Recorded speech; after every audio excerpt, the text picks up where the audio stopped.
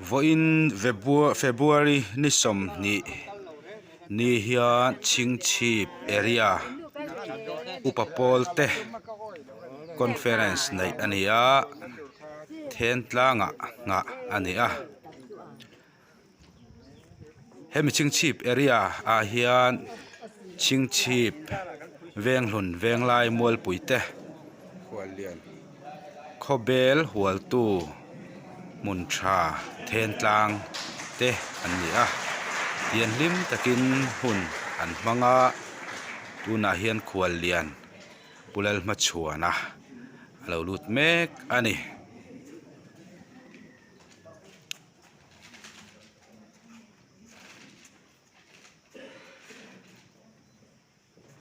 Serchip lamatang hian district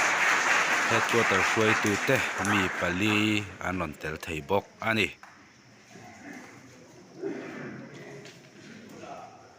voina hun an man mek hi nilenga hun mang tura in ruam man ani a tlailama chohlui kil ho tura buat sai ani a pon lama khian fatu te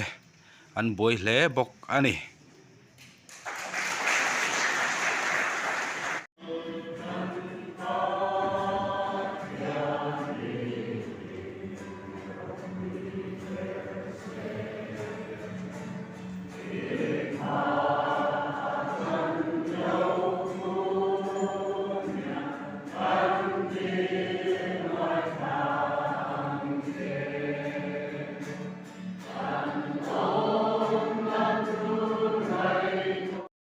Muceme,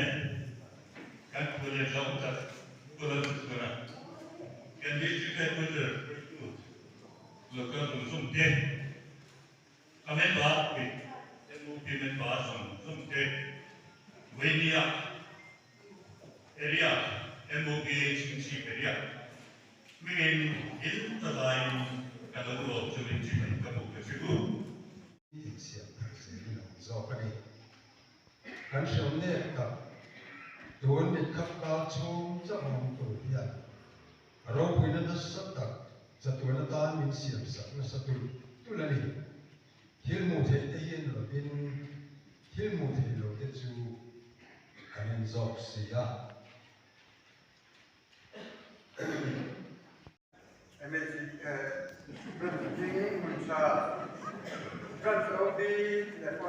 phone number đi chiếc quạt được mấy ngà anh thấy được mấy ngà present to see là được không mà có mấy thằng đi rồi